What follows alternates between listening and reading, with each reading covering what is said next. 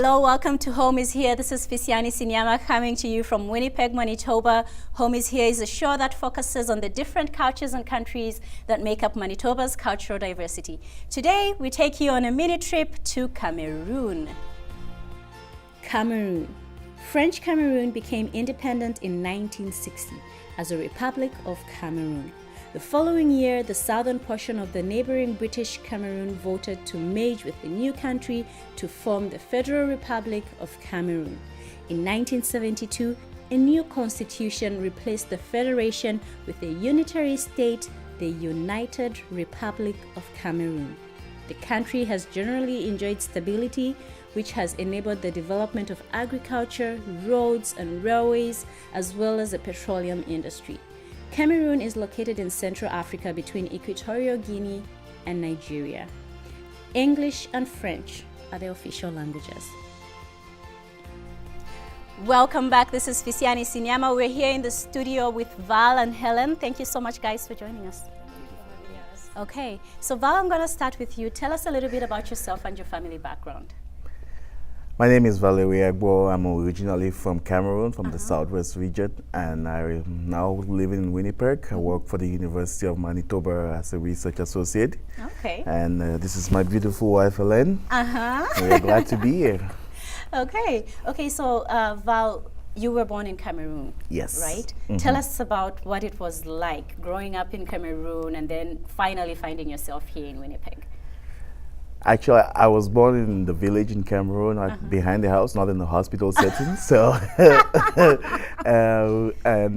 I grew up actually in the cities, and having been there for that long, I finally pursued graduate studies abroad, and that's how come I ended up going to 4 different countries before Canada. Oh wow! Tell us about that. Where did you go? I originally got a semi-scholarship to Sweden, and then went to Denmark to study a bit, and then traveled to England for a working holiday. It was in England that I got the offer to come and work here as a PhD or master's student from the beginning. Okay, were you guys married then? We were in a relationship back then. Okay, well, we're still going to come back to that. Helen, tell us a little bit about yourself and your family background. Yeah, just like Val, I was also born in Cameroon. I was born in Kumba, the Southwest region. Originally, we are both from Mamfe. Mamfe is in the Southwest, Manu Division. And I came here because Val is here. Marriage? Well, yes, marriage brought me to Manitoba, and I've loved my stay ever since.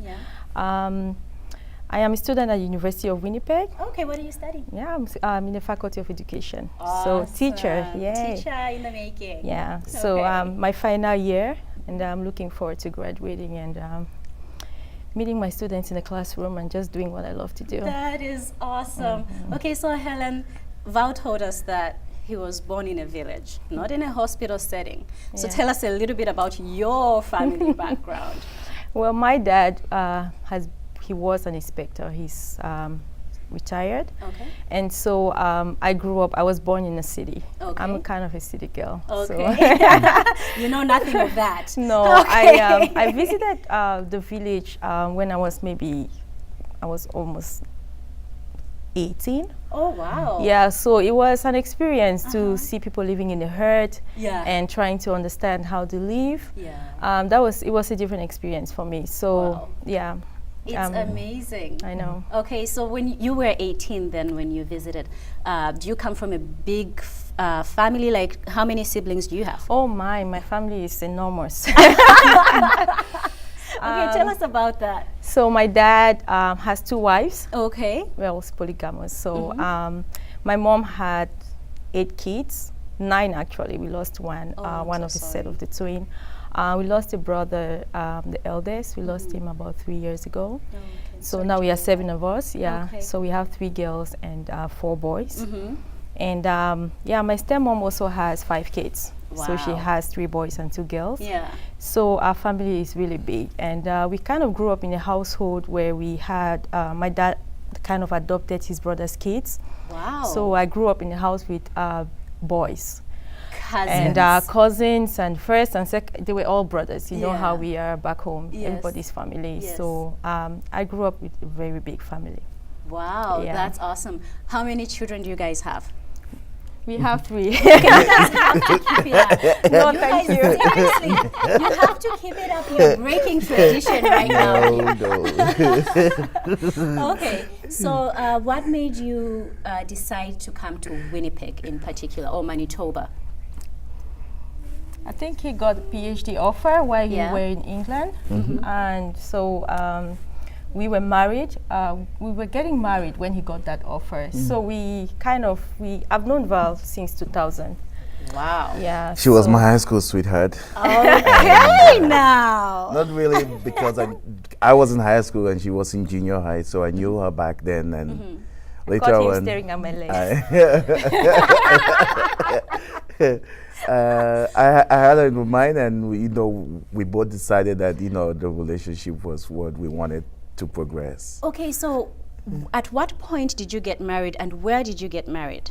We got married in Cameroon. I left England, went back home to Cameroon. We got married before I left for Canada. Okay. So we Yes. had a long distance relationship for 4 years before that. For 4 years. Yeah.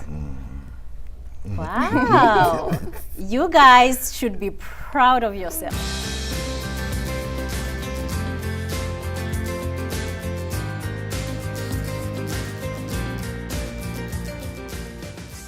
What was your integration like when you came? What are some of the challenges you faced? Of course, you were raised in a whole different background, whole different cultural background, and you came to Canada, and obviously it's a different culture altogether. Yeah. How did you manage to raise Daisy? How did you raise your children? I think it's quite a cultural shock Yeah. when you move to somewhere that is completely different from your elements, like from what you know. So when I came with Daisy, it took a while for me to get used to my new environment, because it's more of you and the kid, and back home it's the family and the kid. And so even though you play a role as a mom, you do have cousins and nieces and nephews who come over to help out. I just didn't have to do a lot of stuff for Daisy, and she just had all these people around her. So being here, it was just Daisy and myself, and because Val was busy with school, mostly it was just the two of us. Yes. And so that is tough. Yeah. That it was hard for the first few months, and I had to find a way to make things work. And he's always there for Daisy. Of course, but school and family Absolutely. is very, very hard. Like anybody who's done it out there knows that. Like school, and you were doing a PhD. Yeah. So that was a lot of work. It But was. tell me, what was for you as well, Val? Feel free to jump in here. What was the most challenging thing that you had to endure raising a family in a whole different setting? Like Helen is saying, all of a sudden you don't have your aunties and nieces and nephews to be there when you need to go away and leave your child with these people, or you need somebody to come in and help you because you're not feeling well, or you need to take your child to the hospital and you need to leave the other children at home. So what was the most challenging thing? For me, one of the most challenging things, number one, was the weather. I'd been out of Cameroon and maybe in Sweden and Denmark and England. I experienced a little bit of the snow and stuff, but I got here February 27. It was minus 23, For you. and I had an English coat on. Oh, That was not any match for the Canadian Oh my Winnipeg winter. goodness, yeah. So the weather itself was a big challenge. Like just to go out and get groceries, you have to prepare or get some kind of help, somebody to take you to the grocery Yes. store and back. But I had a good team around me, Yeah. friends from work and also friends from where we go to church, and Yeah. that was just the support and the framework that help you overcome the little hurdles that make life, stressful, if that's the word to use. Okay. Yeah. Okay, so Helen, was Canada everything you ever thought it would be?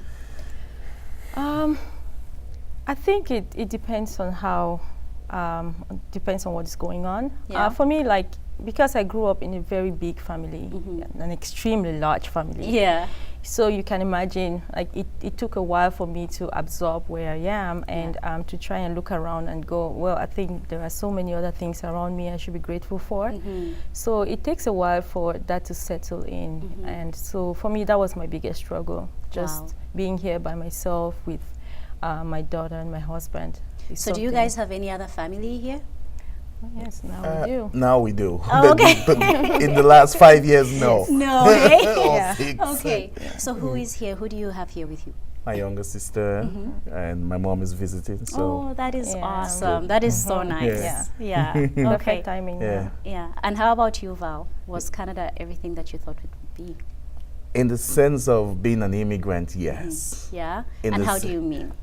Like, because I've been abroad studying, looking for, you know, a place where you would want to live, stay, build a family. In Sweden, there was a cultural barrier because of the language. Yeah. In Denmark, I wasn't there for too long and I had to leave. In England, I was working. And in Canada, I found it a lot more like home. Canada has a lot of similarities with Cameroon. That's what people don't know. We are the only two bilingual countries that speak English and French. Okay. We also have 10 provinces. Really? There's a lot of similarities. It's just that you have to flip them upside down for you to be able to get Cameroon. Yeah. Canada is cold, Cameroon is hot. Canada has 80% English, 20% French. Cameroon has 80% French, 20% English.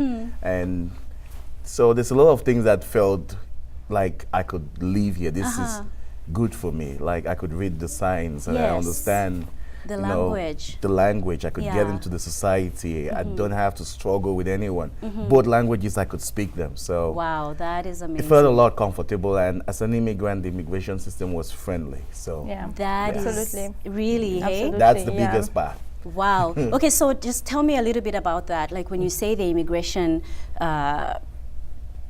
process in Canada is friendly. Yeah, because for a highly skilled immigrant like myself, I could invite my wife to come over and sponsor them to become residents like we are now. We're not permanent residents, to be citizens hopefully soon. Wonderful. So just to be able to have that privilege and know that this is home. You're no longer thinking about something else. Yeah. You can settle down and try to build a family. And know that your children have a great future ahead of them. You don't need to go to bed worried that maybe tomorrow we might not even be in this place, right? It's I really love that sense of Canada makes you this country is so unique. You know, it makes you feel like you belong. And you really get a sense that you are wanted here, you know, and I love that. And I'm so glad that you mentioned that. You said it kind of like a by the way thing, but I'm so glad that you mentioned that because some people just don't realize how good and how great a country Canada is. Yeah, and when I came, we just like took some time to sit down and talk about, you know, what are our prospects, what are we going to do from here on, how are we going to raise our kids and our family. And I was just like, you know, I love the fact that Canada is family oriented. Yes. Like I was a stay-at-home mom for like 3 years, and we had 3 kids in those 3 years. And so, you know, they just have all these community programs like Healthy Start for Mom and Me. That was my go-to every time I was pregnant. So you don't need to, you know, just be at home by yourself. There's somewhere you can take your kids and they have fun while you learn how to raise your kids or what to eat or what not to eat or where to go for help. So all of that information just comes in so handy for immigrants like us. Yeah. And that was so helpful. So helpful. You know, I'm really glad that you're bringing this up because these are some of the things that some of the other immigrants that are coming into Canada might not know about. And these programs are there. And coming from a large family yourself, you're used to having people around you all the time. And so having programs like that available to you allows you to go out. Sometimes when it's winter, you feel like you're enclosed and you feel like you're trapped. But with these programs, you can actually go out and meet some people, you and your children are having fun, but you're also getting very important information that you can apply in your everyday life in your family. Yeah, nutrition, and because you're pregnant, it's a whole new environment. Yes. And so it's not like back home where grandma will come in and be like, oh, this would help or that would help. So now you have to learn all over. Yeah. And you get to do that without your kids around, because they do provide like free childcare for you. So that was just like perfect for me. I loved going there every week. Oh, that was wow. like so much fun. Yeah. That is awesome. Well, we're still coming back. Don't go away. Join us right after this.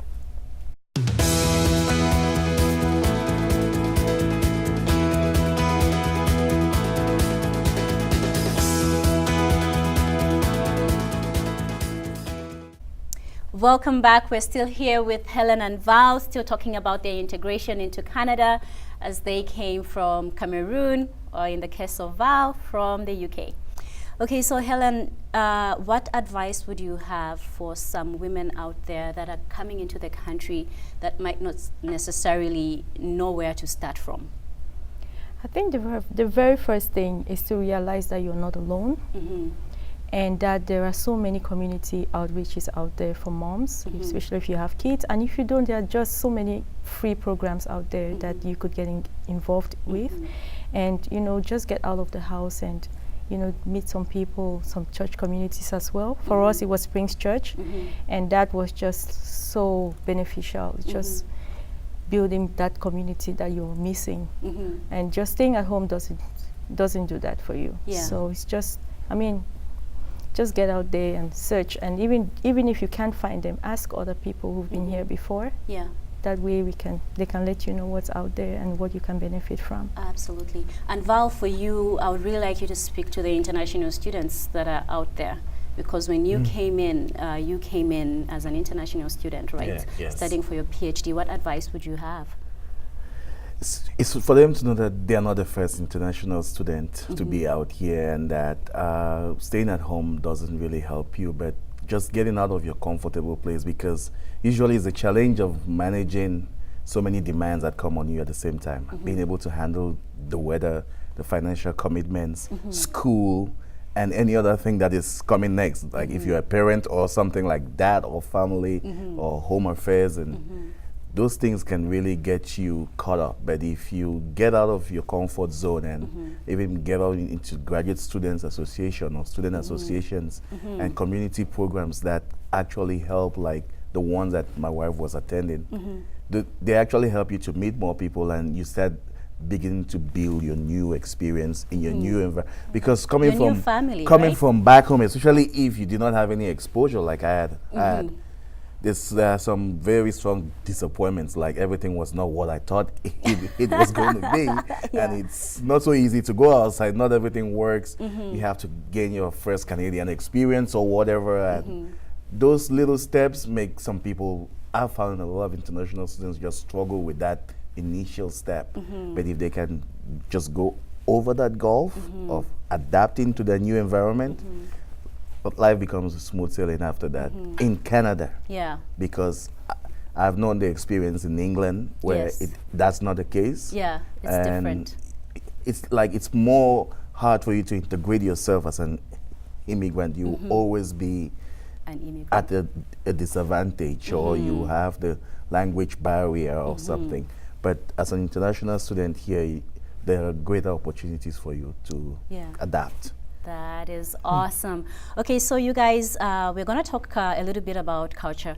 I want you to tell me, and I'll start with you, Val, again. I want you to tell me about some of the things you love and appreciate about your culture. One of the things that I like about my culture is that it's inclusive. We love everyone. Some people say I have too many friends. I'm like, I don't understand, but that's just the way I was brought up. I don't know how not to have friends. And I make friends, and I go out there, and that's how I've met some of the people who have become great friends and great blessings to us while we have been in Canada. Just because we are very inclusive.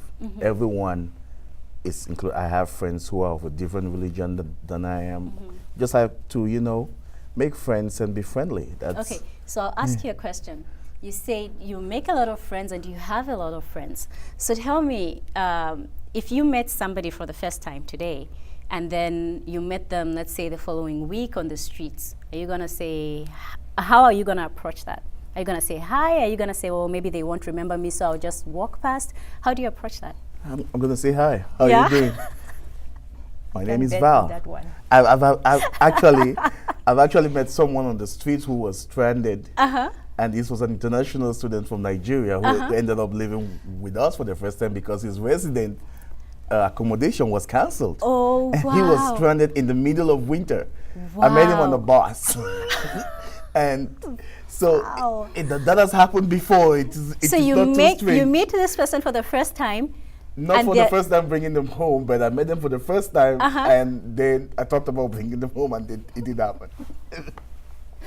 You are really, really serious when you talk about being inclusive. That's just the way you were brought up. That's your culture. That's the way.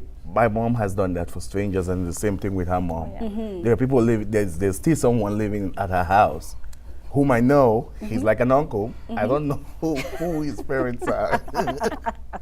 That is awesome. Okay, Helen, how about you? Some of the things you love and appreciate about your culture. I think for me, it's the same thing. My mom, she is incredible. And she would go overboard for anybody. And we actually had a refugee from Zaire. Now I think it's Democratic Republic of Congo. Dear. Yes. Yeah, we had someone who had escaped from war, ended up living in a house for the next 5 years. Wow. Wow. So yeah, because my dad has this big house and there are so many rooms, it's like, wow. And I'm pretty sure your mom just said that's your uncle. Oh, yes. You use the right word. Yeah. Okay, so everybody is your auntie, everybody is your uncle. You have to respect everybody. So there is really no room for excluding anybody. So everybody who comes in feels like family, gets treated like family, gets called family. And so for us, it's something that we've struggled with as well, because we are in a different environment where family means something else. And while we are trying to learn how to live in a new environment, we are also learning how to manage that, you know, our view of what family really is. And for us, that is it's a blessing, and at the same time it has its challenges. Yes. Okay, so you guys have 3 children, 3 wonderful children, and you have such different cultural backgrounds, and you're raising these children in this culture. How are you doing that? How are you making sure that you are still imparting your cultural backgrounds, but then again you are teaching them that this is where we are and this is the culture we live in? I think for the first thing to realize is that kids pick up whatever is surrounding them.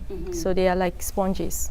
If you put them in the right environment, they soak up the right thing. If you put them in the wrong environment, they soak up the wrong thing. And they watch parents, how parents talk, how parents react, what we eat, how we behave.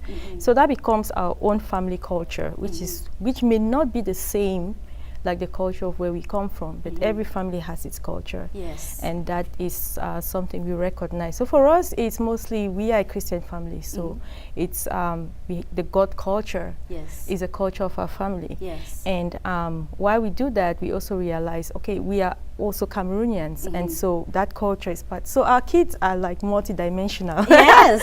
It's like everything is in there, and every culture has its good and bad. And for us, it's just teaching and showing our children. Most importantly, showing them how to be people, how to live. Well, thank you so much for joining us. We're still coming back, and when we come back, we're going to be talking about food, so don't go away.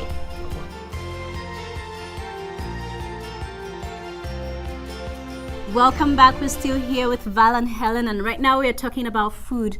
Helen, tell us a little bit about what you brought for us here. Okay, so what we have here is what we call in Cameroon koki, and we actually have a friend whose daughter calls it Cameroonian cheese. Cameroonian cheese. Yes. Okay, I'm just gonna open this, right? Okay, can help. Okay.